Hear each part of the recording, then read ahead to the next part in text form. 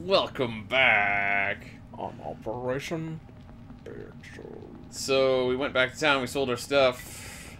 Got some stuff. We're feeling pretty good now. Nice, light, fresh. Should have saved. Probably. Be very careful not to die. So we need to live right now, so we can save. There's a save point. Just need to not die in this one specific room. Need to not die. In this one very specific room. Yes, don't die in this room. As long as we survive this room, we should be okay.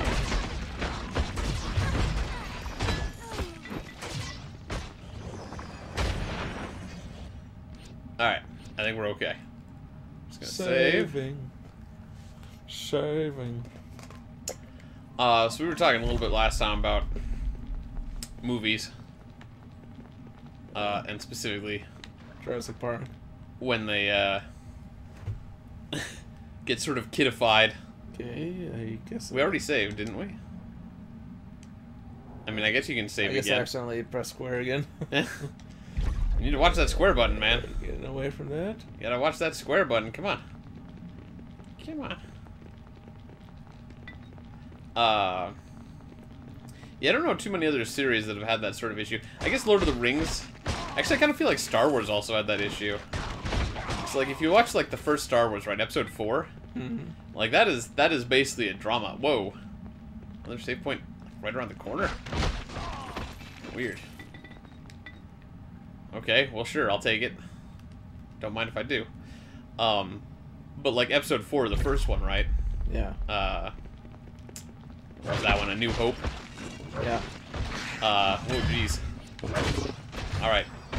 I got him distracted.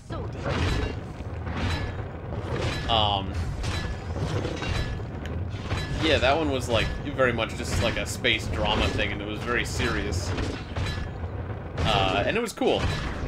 And then Empire Strikes Back comes along, and like it's just as serious, maybe even more serious, and it's cool. And then I feel like maybe it was around that point they started looking at like their target audience, and they might have made some decisions that were maybe not in the best interest of the series.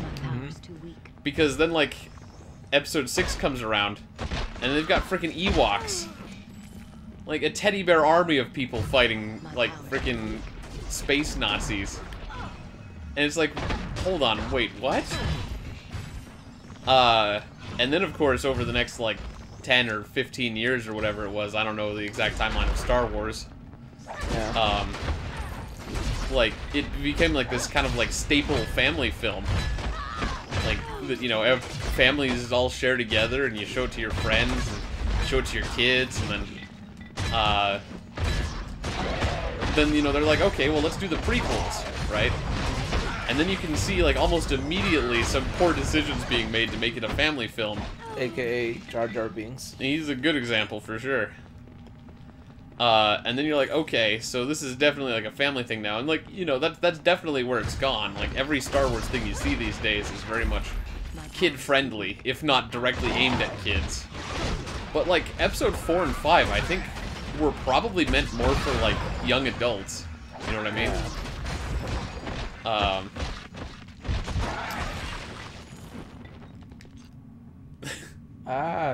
it. Oh, I think I accidentally pressed square that time because I think we were both going for the magic item on the ground. Hey, cool, you leveled up. Sweet. But yeah, man, I don't know. I just feel like Star Wars might have been better if it hadn't have kind of like changed directions partway through. Though that's Locked. no doubt part of. Oh, we need the key. This is locked. That's probably where we talk to the guy after we've killed the Drow leader. Which means we're probably really close to the Drow leader, which means we should definitely remember to save. Saving this. But yeah, man, I mean, you know, I'm not sure if that's a popular opinion or anything. I don't know. I don't know if I'm telling people anything new or saying something that people are like, oh, what's wrong with you? You don't like Star Wars? Because I like Star Wars. I even kind of enjoyed the prequels probably more than a lot of people did, just because I was in the target audience. Yeah. Like, I was in 4th grade when Episode 1 came out, so I was not old enough to think that it wasn't very well made.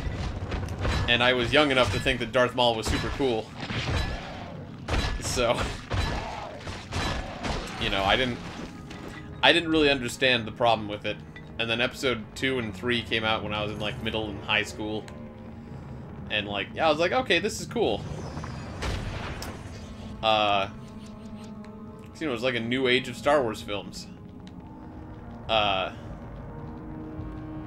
yeah, I don't know. I just kind of feel like they might have been able to do better if they hadn't kind of, I guess, dumbed them down. You know what I mean? Yeah. They try and make them like, now it's kid-friendly. And the same thing happened with Lord of the Rings, too, is like, the Fellowship of the Ring is very much the Fellowship of the Ring. But then I feel like they got into, like, the Two Towers territory. Oh, geez. There's the Drow leader. So, you are the one who has come to die. You will pay dearly for the deaths you have caused here today. As you will pay for the deaths of my clan, Drow, your attack on the Sunset Mountains ends here. Also, would you mind putting more clothes on? My attack? You presume much. The dwarven mines were to be ours, but we care nothing for the Sunset Mountains, or your filthy surface cities. Those have been promised to others, and they may I have haven't played, like, too many games from this, because this game's not too old. I think I saw in the box it came from, like, 2002? Yeah, 2002 probably. That's like freaking 16 years ago as of right now. Oh, jeez. Yeah. How old are we? And, I mean, this is, like, one of the first games from that time that I've seen where they did animations where, without knowing your enemy. like for her chest, whenever she had, like, bigger movements, it would move about. Usually you would see that in, You will soon choke more of the on your newer own games. screams, intruder, and then I shall offer up your body to Lolth. North. Lolth. That's a very non-threatening deity right there. Lolth is the name of the Spider Queen. The one I mentioned who drives people insane by turning them into spiders.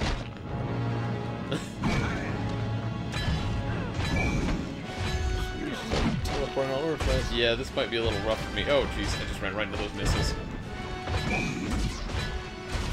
Well, 2 can play that missile game. I don't know how well we're doing here. So I'm not really looking at her health. We're about a 6. I like how your sword just kind of falling around, just tink, tink, tink. Tinky. I mean, honestly, as long as we stay alive long enough. By the way, watch your health. My health. Yeah.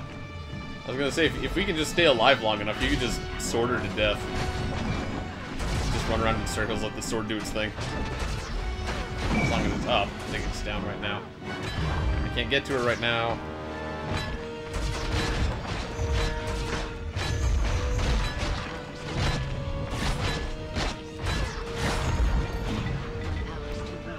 Yeah, you need to kind of keep up a little bit, because I can't move the camera if you're too far back. And if she's not on screen, there's nothing I can do about it.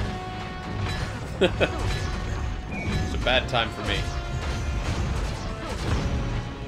I'm doing pretty good, though, I think. Much less deaths so far than the orb. Yeah. So far, Just gotta keep our health almost up. dead. Oh, how'd that happen? Yeah, we got her. Sweet. Oh, I found the cell key. Cool. Neat. Woo! So much XP. I'm almost close to leveling. Yeah, okay, well, it's... Actually, I think we both leveled up, so it might not be showing our new XP bar yet. Mm. But yeah, we'll level up in a bit. But yeah, I don't know. I was just gonna say that I feel like, especially in The Hobbit, right? You can see The Hobbit was basically a kid's film, right? Yeah. Like, there is definitely a bunch of elements in that were, like, kind of suboptimally written, or planned out, or put together. Or were just there to be, like, a goofy comedy bit. Whereas, like, The Fellowship of the Ring was, like, this is a serious adventure film. And so I think it's kind of interesting, though, because it's, like...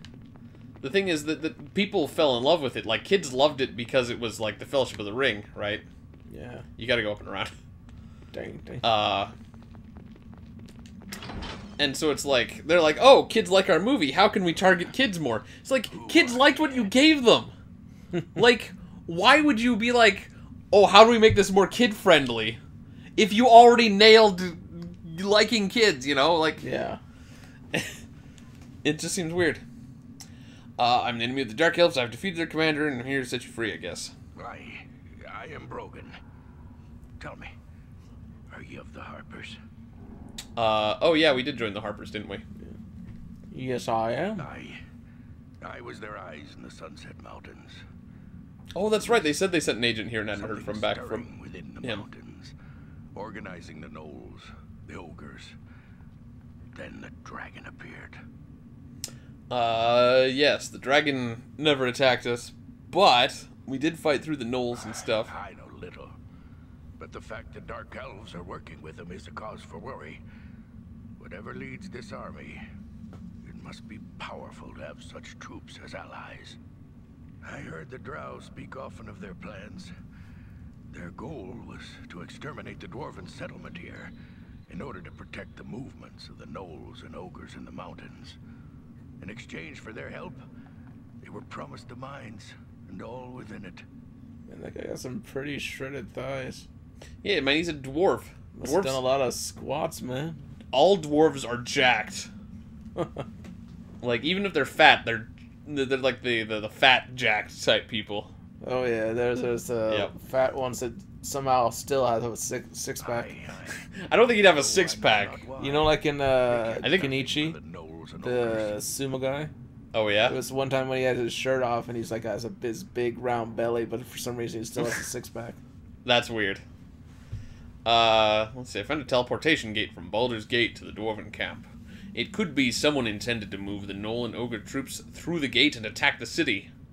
Oh no.